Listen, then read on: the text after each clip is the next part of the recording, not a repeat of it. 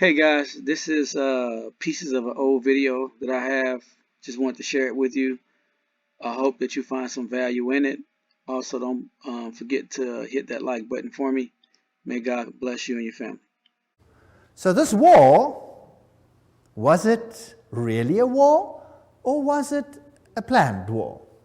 Now, who are the orchestrators of the First World War? Well, there he is, Kaiser Wilhelm I. What has he got on? This comes from a Masonic book. He's got his Masonic apron on. He's a high Freemason. That's what he was.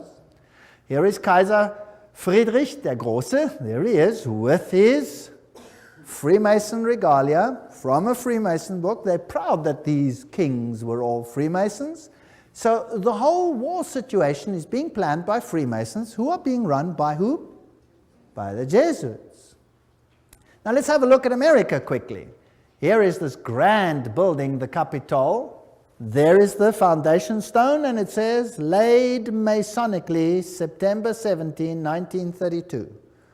Okay, so by that time, America was ruled by Freemasonry. Of course, the people are totally unaware. The institutions continue as before, but they are all being infiltrated. If you look at the architecture, the eagles, the symbolism, what you have is sun worship. You have Mithraism displayed here. The street plan of Washington is Masonic. You have the upside down goat of Mendes in the street plan. Then you have the compass and the set square, and everything is in blocks of 13, and the Masonic temples are on the 13th Street, etc. The whole street plan of Washington is Masonically laid. So it's dedicated to Lucifer. Of course, the people are unaware of this. The White House is then built with this tremendous stela over there, the height of which is 555 feet. Not 666, that belongs to someone higher in Rome. This is 555. And isn't it interesting that 555 is the number that Hollywood uses? Have you ever heard when they say, what's the telephone number on any TV program or any one of those? Oh, it's 555, blah, blah, blah, blah, blah. Have you heard of that? It's dedicated to Hollywood. By the way, Hollywood is the wood they use to make a witch's staff. So it's dedicated to Lucifer. It's witchcraft. But that's just besides the point. So here is the stela. Who laid these foundations? The Freemasons. So let's ask them what it means. Here is the Encyclopedia of Freemasonry. You're going to get a better source from that. Obelisks were originally erected in honor of the sun god. The connection comes from the Egyptian worship of the phallus. So there stands a male, whatever, in the White House. So we don't have to go. It's dedicated to Osiris and to Isis. And anyway, that is the structure over there.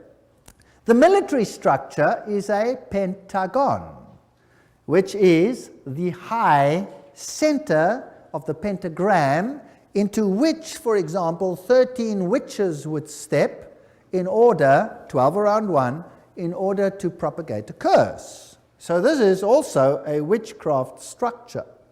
So it's just a building, but it has certain connotations.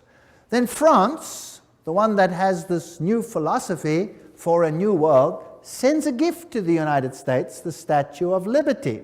So let's ask UNESCO what it means. UNESCO says the 7 rays emanating from Mitra's halo, there's the god Mitra, symbolize the triumph of the forces over the forces of darkness. Now, you must understand that Lucifer says that Michael and his angels represent the forces of darkness, that Yahweh is the devil. Isn't that terrible? You remember that? We did that. And here, UNESCO tells us that the head of the Statue of Liberty is adorned with Mitra's 7 rays. The flame she holds is a sun symbol. So this is the torch of Lucifer. Because it doesn't matter whether Lucifer is male or female, he's androgenic in his story. Here is the foundation stone.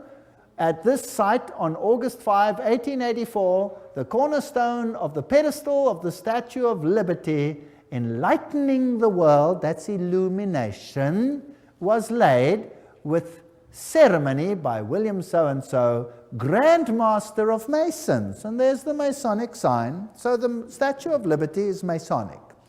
Everything will appear to be Masonic as we continue.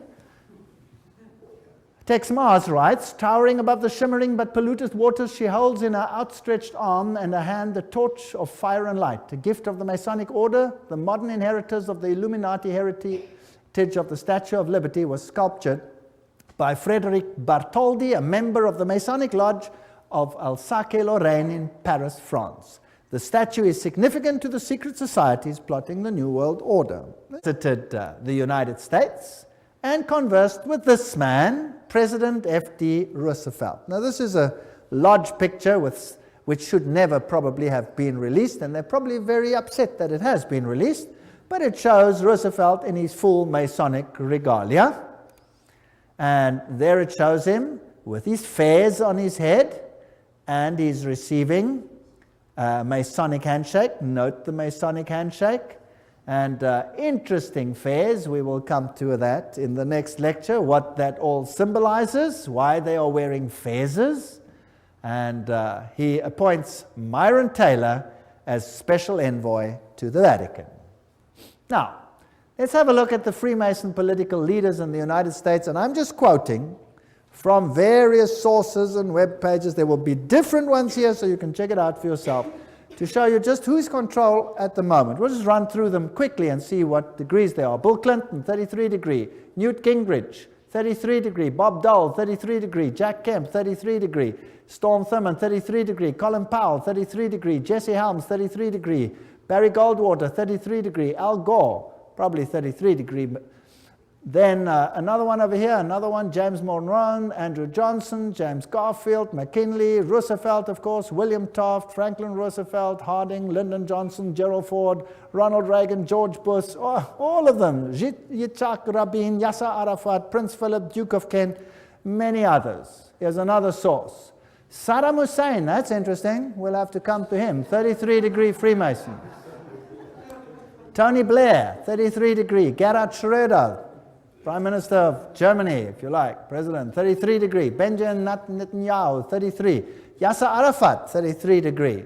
Ronald Reagan, Gorbachev, Helmut Kohl, Shimon Peres. Helmut Kohl is also a committee of 300. Francois Mitterrand, 33, was Grand Orient Lodge, of course. Yitzhak Rabin, Willy Brandt, all of these old ones were Freemasons. Some more. Joseph Stalin. He was Illuminati. He was a member of the Grand Orient Lodge. Leon Trotsky, Grand Orient Lodge. Kissinger is a member committee of 300. J. Edgar Hoover, 33. Cecil John Rhodes, Aleister Crowley. Walt Disney was a 33 degree Freemason. Olive Palm, Al Gore, Tony Blair, Joseph Mengele. That's interesting. That's the mass murderer of the Nazis. He was Illuminati. Robert McNamara. You name it. They're all there. Billy Graham. Oops, sorry. Let's move on. Colonel John Glenn, Buzz Aldrin, everyone who's ever been up in space has to be a Freemason of the highest degrees. Edgar Mitchell, all the way through, Francis Bacon, Lord David Owen, all the negotiators, Richard Halbrook. I'm just running through some of them. Alan Greensprang, Peter Wallenberger, Queen Elizabeth is the queen of the Bilderbergers. Prince Philip, Queen Beatrix, she's the committee of 300. Prince Bernard of the Netherlands, committee of 300. And so we go on and on and on and on. Ted Kennedy, Rockefeller, David Rockefeller, Teng Hui, Baron von Rothschild. Hillary Clinton is 6 grand dame. She's a very high Freemason. Albert Pike, of course, you know, Bertrand Russell, Otto von Habsburg, Weishaupt, all the way back. Here is Edgar Hoover. President Dwight D. Eisenhower there honors him with the 33 Grand Cross at the special White House ceremony. They're not ashamed of any of this. Here are just about all the presidents of the United States in the presidential gallery of the lodge. I photographed this myself. I went into the lodge, I went into the presidential gallery, I photographed each one of these. And then, me? Not me. Anyway, there they all are as Freemasons. If we look at the American dollar, some very interesting things happened under the time of Roosevelt. There is this symbol on the dollar, there's that symbol. We haven't got time for all of this. In God we trust, one. If you look at this symbol over here, it says, Annuit Captus Novus Ordo Seclorum. If you intercalate the hexagram, then you'll have this A-S-N-O-M, which is a scrambling of mason, mason. If you go to the other side, it points to objects, and it then reads Arlto, you have Arlington. There's too much there to talk about, and many interesting things. If you go to the 1 and you go to the half moon, there's a little structure over there. Can you see it? It's a micro dot. You'll have to get a magnifying glass and look at it under a magnifying glass, and you'll see it's a little owl. A little owl. Owl in a half moon. And this over here you'll see is a spider's web. There's a lot of symbolism over here. Now if you go to the ancient coins, you'll see that the deities were associated with the owl, and you will see that when we went to the Bohemian Grove, what did they worship there? The great owl of Bohemia, and you saw the presidents of the United States bow down to the owl of Bohemia. Quite a scary business. Now, looking at this symbol, you have the all-seeing eye of Lucifer. It is not yet on the base of the triangle. When it is placed on, he will have his kingdom. But that is Lucifer, annuit coptus, he God, novus order seclorum, new order of the ages. There are 13 levels over there. The bottom one is the date of the founding of the independence of the United States, but it is also the founding of the Illuminati. You have the spider's web, symbol of the new age. You have over here the band, the ribbon of Lucifer. You will see it over here in this Roman Catholic Church, where you have Anubis, the phoenix, symbol of Jupiter, the god Jupiter, and the skull and crossbones, and there you have the ribbon. You see it? Associated with Jupiter. That's on the flame. And all of these symbols tell us one interesting story. On the other side, you have this symbol. There are 9 feathers, there are 13 spears, there are 13 leaves, there are 13 pentagrams shaped in the form of a hexagram. You have the eagle. You have this statement over here, a pluribus unum, out of many one. We're going to reunite all nations. So that's the symbolism of a new world order on the dollar. The world is going to be united under one central government, and that government is going to be in control of Lucifer, not Jesus Christ. Although Jesus Christ, of course, knows about it, permits it, and is ultimately in control. He tells us ahead of time that this is going to happen. And then the end of the story is that Jesus will reign on this planet. Let's read what Anthony Sutton, remember this man who wrote about skull and bones, educated at the University of London, Gottingen, California, research fellow, Hoover Institute. This is an important man. Let's see what he has to say. How the order creates war and revolution. Talking now about skull and bones, which is the Illuminati, which is the Jesuits behind the scenes, as we have seen. Operational history of the order can only be understood within the framework of Hegelian dialectic process. Hegel, the great man who said, always create 2 directions, thesis, antithesis, rub them up against the other. Who cares how many people die in the process? Then you have synthesis. Then you get what you actually want. From this axiom, it follows that controlled conflict can create a predetermined history. For example, when the Trilateral Commission the subject managed conflict, etc. We read this quote before, so I'll just skip it. The synthesis, that's which comes together, sought by the establishment is called the New World Order. Without controlled conflict, this New World Order will not come about. Random individual action of persons in society would not lead to this synthesis. It's artificial. Therefore, it has to be created. So you hear about a war here and a war there and a revolution here and a revolution there. Revolutions have to be financed. You never hear where the money comes from to finance them. Who finances the revolutions? Who runs them? You see? So you have Nazis against Soviet Unions, North Korea, North Vietnam, ad nauseum against the United States. The conflict built profits while pushing the world ever closer to a one-world government. Now, isn't it logical that that's what Satan wants? He wants a one-world government. So in Hegelian philosophy, the conflict of political right and political left, or thesis and antithesis in Hegelian terms, is essential to forward movement of history and historical change itself.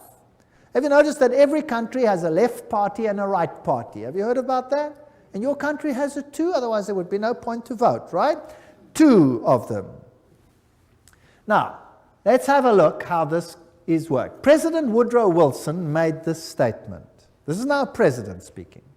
Some of the biggest men in the United States in the fields of commerce and manufacturing know that there is a power so organized, so subtle, so complete, so pervasive, that they had better not speak above their breath when they speak in condemnation of it. Aha, so here is a power that controls things.